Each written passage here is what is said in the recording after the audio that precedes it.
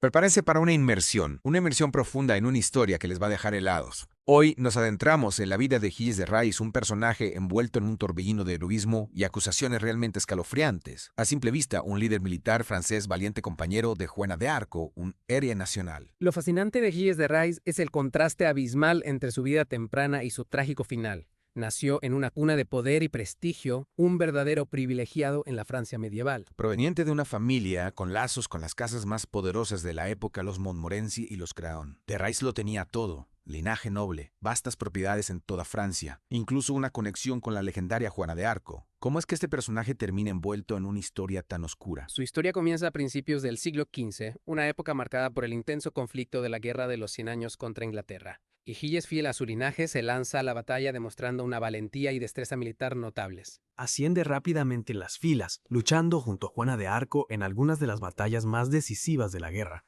Juntos levantan el sitio de Orleans, una victoria que los convierte en héroes de Francia. Una dupla imparable, casi como sacada de una película. Un arco dramático, ¿verdad? Pero aquí es donde la historia toma un giro sombrío. Tras la captura y ejecución de Juana de Arco, Gilles se retira de la guerra y su vida da un giro radical. Es como si perdiera el rumbo por completo. Se obsesiona con las artes, organiza fiestas extravagantes y dilapida toda su fortuna como si no hubiera un mañana. Ese periodo de extravagancia es lo que finalmente lo lleva a su ruina. Para financiar sus gastos desmedidos comienza a vender sus tierras, recurre a negocios turbios, incluso se adentra en el mundo de la alquimia y lo oculto con la esperanza de recuperar su riqueza a través de la magia. Una receta para el desastre, ¿no? Precisamente. Y el desastre es exactamente lo que encuentra, porque es durante este tiempo, mientras su vida se descontrola, que comienzan los susurros. Rumores de algo siniestro que ocurre tras los muros de sus castillos. Susurros de niños desaparecidos, de actos innombrables. Y aquí es donde se pone realmente interesante, y por interesante me refiero a absolutamente aterrador. El héroe de Francia, el compañero de Juana de Arco, comienza a ser vinculado a una serie de acusaciones realmente horribles: secuestro de niños, tortura e incluso asesinato. ¿Cómo es posible que un héroe de guerra pueda estar involucrado en algo tan terrible? Es un giro impactante de los acontecimientos, por decirlo menos. La investigación dirigida por el obispo de Nantes, Jean de Malestroit, descubre un patrón de niños desaparecidos en las zonas que rodean las propiedades de Gilles de Rais. Las sospechas se cierran sobre él. Y las cosas llegan a un punto crítico cuando Gilles comete un error fatal. Ataca a una iglesia y secuestra a un clérigo, Jean Le Ferron. Un crimen que viola tanto la ley secular como la religiosa. Este acto impulsivo sea su destino. Su captura causa conmoción en toda Francia. ¿Cómo un héroe de guerra, un hombre venerado por su valentía, podría ser capaz de actos tan horribles? Parecía imposible creer, pero las pruebas en su contra se acumulaban. Y esos susurros sobre sucesos siniestros en sus castillos, bueno, se vuelven escalofriantemente reales a medida que los detalles de las acusaciones salen a la luz. Lo que comenzó como un rumor se transforma en una pesadilla. Es que es difícil de creer, que un héroe de guerra fuera capaz de las cosas a las que se le acusaba. Los cargos eran absolutamente horribles: secuestro de niños, tortura, asesinato, incluso la participación en rituales oscuros. Realmente estamos hablando del mismo hombre que luchó junto a Juana de Arco. Las acusaciones son realmente inquietantes, sí, y aún más perturbadoras, son las confesiones atribuidas a Gilles de Rais durante su juicio, confesiones que detallan actos de una crueldad inimaginable. Me intrigan esas confesiones.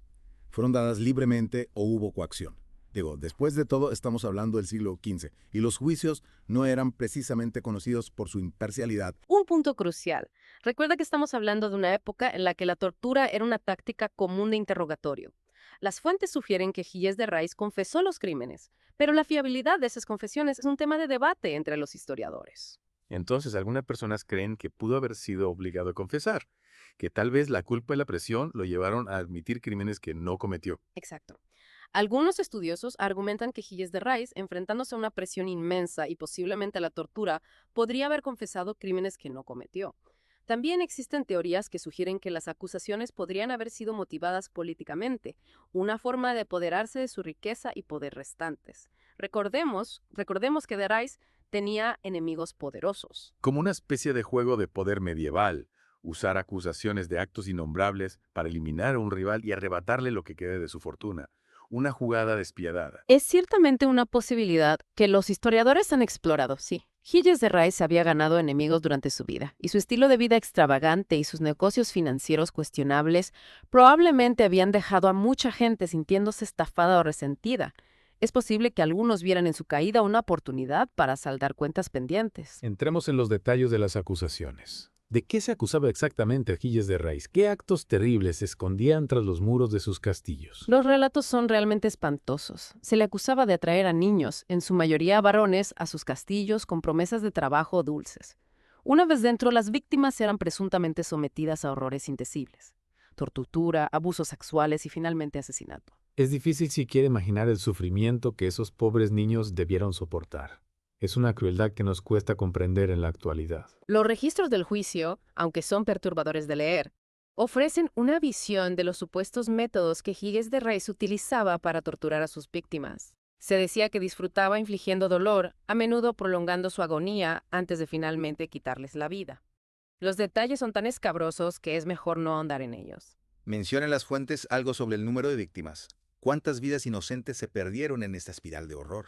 Las estimaciones varían, pero algunas fuentes sugieren que Gilles de Rys podría haber sido responsable de la muerte de más de 100 niños, posiblemente incluso más. La cifra exacta se pierde en la niebla del tiempo, pero la magnitud de los crímenes es innegable. Es una cifra asombrosa. Cuesta creer que estas atrocidades pudieran haber ocurrido durante tanto tiempo sin que nadie se diera cuenta o interviniera. ¿Cómo pudo permanecer oculto tanto tiempo? Ese es otro aspecto que ha alimentado el debate entre los historiadores, sí. Algunos argumentan que la magnitud de los presuntos crímenes y el hecho de que, según se informa, tuvieran lugar a lo largo de varios años, hace difícil creer que Gilles de Rys pudiera haber actuado solo. La logística de tales actos implica una red de complicidad. Sugiere que podría haber otros implicados, cómplices que le ayudaron a llevar a cabo estos horribles actos, personas que conocían sus oscuros secretos y le ayudaron a mantenerlos ocultos. Exacto. Y de hecho, varios de los sirvientes y socios de Gilles de Rys también fueron acusados y condenados por participar en los crímenes. Se decía que le ayudaban a conseguir víctimas, a torturarlas y a deshacerse de los cuerpos. Una red de horror tejida alrededor de un hombre consumido por la oscuridad. Es como un escenario de pesadilla. Un poderoso noble, rodeado de seguidores leales pero retorcidos, operando con impunidad y cometiendo actos de una crueldad inimaginable. Una historia que nos recuerda que el mal puede esconderse tras las máscaras más inesperadas. Pinta una imagen muy oscura de la época y del potencial abuso de poder. Es importante recordar que este fue un periodo en el que las jerarquías sociales eran rígidas y aquellos en posiciones de autoridad a menudo actuaban sin control. La justicia era un concepto flexible, especialmente para aquellos con riqueza e influencia. Entonces, Gilles de Rys, con su riqueza, su estatus nobiliario, su red de seguidores leales, pudo operar en un manto de secreto cometiendo estos atroces actos con poco miedo a las repercusiones. ¿Acaso su posición lo protegía de las consecuencias de sus actos? Esa es la teoría que plantean algunos historiadores, sí. Argumentan que la posición de Gilles de Rys le permitió crear un clima de miedo y silencio, haciendo difícil que alguien hablara en su contra. Las personas temían desafiar a un hombre tan poderoso y su círculo cercano lo protegía de la mirada externa. Hasta que el obispo de Nantes intervino e inició su investigación. Un hombre valiente que se atrevió a desafiar la oscuridad que rodeaba a de Rys. Precisamente. Fue la determinación del obispo de descubrir la verdad detrás de los niños desaparecidos lo que finalmente puso fin al reino de terror de Gilles de Rys. Un rayo de luz que penetró en la oscuridad y expuso al mozo que se escondía en su interior. Esta inmersión profunda es fascinante y perturbadora hasta ahora. El contraste entre la heroica vida temprana de Gilles de Rys y las horribles acusaciones que se le imputan es realmente discordante. ¿Cómo podemos conciliar estas dos caras de un mismo hombre? Es una historia que desafía nuestra comprensión de la naturaleza humana y nos recuerda que incluso las figuras más célebres pueden tener oscuros secretos. Nos obliga a confrontar la posibilidad de que la maldad pueda coexistir con la grandeza, que la luz y la oscuridad pueden habitar en un mismo corazón. Hemos analizado las acusaciones, las confesiones, las posibles motivaciones detrás de los supuestos crímenes de Gilles de Rys. Pero hay un aspecto más de esta historia que encuentro particularmente intrigante, ¿eh? Algo que añade otra capa de misterio y horror a su ya escalofriante historia. Te refieres a la leyenda de Barba Azul, ¿verdad? El cuento popular sobre un noble rico que asesina a sus esposas. Una historia que ha perseguido la imaginación popular durante siglos. Exacto. Existe una teoría persistente de que Gilles de Rys podría haber sido la inspiración para la historia de Barba Azul. Esa conexión me fascina. ¿Cuánto hay de verdad en ella? ¿Es solo una coincidencia o hay algo más? Es una teoría que se ha debatido durante siglos. Algunos académicos la descartan como pura especulación, mientras que otros ven paralelismos convincentes entre la vida de Gilles de Rys y los elementos del cuento popular de Barba Azul. Ambas historias comparten una atmósfera de horror y misterio que nos atrapa. ¿Cuáles son algunos de esos paralelismos? ¿Qué pruebas hay para apoyar esta conexión? ¿Qué similitudes podemos encontrar entre el noble francés y el personaje de la leyenda? Bueno, tanto Gilles de Rais como Barba Azul eran nobles ricos conocidos por su carácter violento y su inclinación al secreto. Ambos fueron acusados de actos horribles contra aquellos a quienes se suponía que debían proteger. Y ambas historias implican cámaras ocultas y el descubrimiento de secretos espantosos. Es como si hubiera un eco entre la realidad y la ficción. Esas son algunas similitudes bastante llamativas. Pero ¿hay alguna prueba concreta que vincule a Gilles de Rais directamente con la leyenda de Barba Azul? ¿O es simplemente una coincidencia basada en elementos comunes? Ahí es donde las cosas se complican. El cuento popular de Barba Azul existía en varias formas mucho antes de que Gilles de Rais naciera. Parece haber sido una historia que circuló por toda Europa, reflejando las ansiedades sociales sobre la dominación masculina y los peligros ocultos dentro de los espacios domésticos. Es posible que la historia de Rais simplemente se haya fusionado con una leyenda ya existente. Entonces, es más probable que la historia de Gilles de Rais simplemente alimentara una tradición folclórica existente en lugar de inspirar directamente el cuento de Barba Azul. Quizás su caso dio nueva vida a una historia que ya estaba presente en la mente colectiva. Esa es la opinión de muchos historiadores, sí. Pero la conexión entre ambos persiste, añadiendo una capa de fascinación morbosa al ya escalofriante legado de Gilles de Rais. Es como si su historia se hubiera entrelazado con el mito de Barba Azul, desdibujando las líneas entre la realidad y la ficción. Una mezcla que nos deja con más preguntas que respuestas. Es un recordatorio de que la historia es a menudo un tapiz tejido, tanto con eventos documentados como con las historias que contamos sobre esos eventos. La realidad y la ficción se entrelazan para crear una narrativa que nos cautiva y nos hace reflexionar. Y en el caso de Gilles de Rais, esas historias siguen fascinando y horrorizando siglos después. Su figura sigue siendo un enigma que nos atrae y nos repele al mismo tiempo. Hemos examinado las acusaciones, el juicio, las posibles motivaciones e incluso la conexión con la leyenda de Barba Azul. Pero a medida que nos acercamos a la conclusión de nuestra inmersión profunda en la vida y los crímenes de Gilles de Rais, todavía hay una pregunta que persiste. ¿Cómo le damos sentido a todo esto? ¿Cómo podemos comprender a un hombre tan contradictorio? Es una pregunta que ha perseguido a los historiadores y ha fascinado al público durante siglos.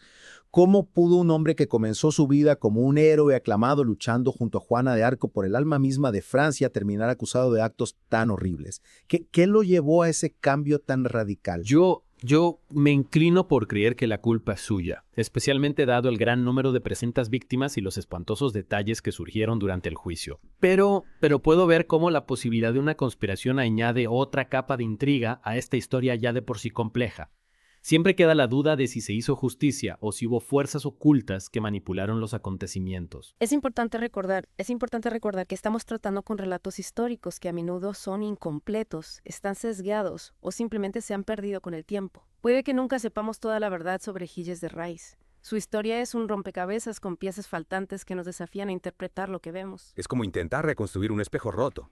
Podemos ver atisbos del pasado, pero la imagen completa sigue siendo esquiva. Solo podremos especular sobre la verdad que se esconde tras los fragmentos. Precisamente. Pero eso no significa que debamos rehuir el intento de comprender lo sucedido. Al examinar las pruebas disponibles, sopesar las diferentes perspectivas y reconocer las complejidades de la historia, podemos obtener una comprensión más profunda de este capítulo realmente oscuro de la historia de la humanidad. Un capítulo que nos recuerda la fragilidad de la virtud y la capacidad del ser humano para el mal. Entonces, al concluir esta inmersión profunda en la historia de Gilles de Rais, ¿cuáles son las principales conclusiones con las que deberíamos quedarnos? ¿Qué lecciones podemos extraer de esta historia de heroísmo y horror? Creo que la conclusión más importante es que la historia rara vez es blanca o negra. Es un tapiz tejido con innumerables hilos, cada uno de los cuales representa una perspectiva diferente, una interpretación diferente de los acontecimientos. En el caso de Gilles de Rais, esos hilos están enredados y a menudo son contradictorios, creando una imagen que es a la vez fascinante e inquietante. Y en el caso de Gilles de Rais, esos hilos están enredados y a menudo son contradictorios, creando una imagen que es a la vez fascinante e inquietante. Su historia nos recuerda que los héroes pueden tener oscuros secretos y que incluso las figuras más célebres pueden caer en desgracia. Nos obliga a confrontar la dualidad de la naturaleza humana y el potencial tanto para el bien como para el mal que reside en todos nosotros. Exacto. Su historia nos recuerda que los héroes pueden tener oscuros secretos y que incluso las figuras más célebres pueden caer en desgracia. Nos obliga a confrontar la dualidad de la naturaleza humana y el potencial tanto para el bien como para el mal que reside en todos nosotros. Es una historia que sigue resonando con nosotros siglos después, provocando debates y desafiando nuestra comprensión del pasado. Gilles de Rais sigue siendo un enigma que nos atrapa y nos obliga a reflexionar sobre la naturaleza humana. Y como con cualquier acontecimiento histórico, siempre hay más que descubrir, más que aprender, más que cuestionar. La historia de Gilles de Rys es un pozo sin fondo de misterio y horror que nos invita a seguir explorando. Esta inmersión profunda ciertamente me ha dado mucho en qué pensar. La historia de Gilles de Rys es una advertencia, un recordatorio de que el poder puede corromper y de que el pasado es a menudo un laberinto lleno de secretos que esperan ser descubiertos y que a veces la verdad se esconde en los lugares más oscuros de la historia. Y así concluimos nuestra inmersión en la vida y el legado de Gilles de Rys. Una historia de heroísmo y horror de poder y corrupción de verdad y mito. Una historia que nos recuerda que el pasado nunca está realmente muerto, que sigue vivo en nuestras historias y en los ecos de nuestros miedos.